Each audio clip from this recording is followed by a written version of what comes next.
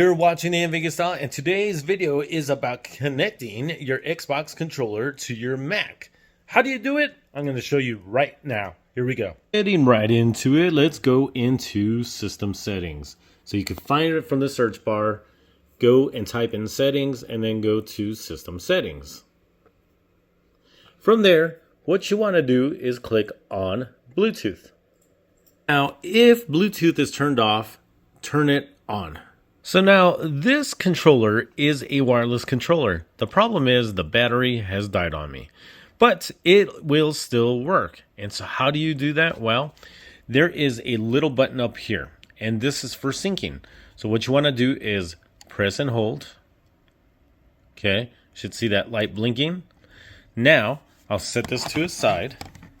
Okay, and then I'm going to wait for it to show up right here. See how it shows Bluetooth device with the controller?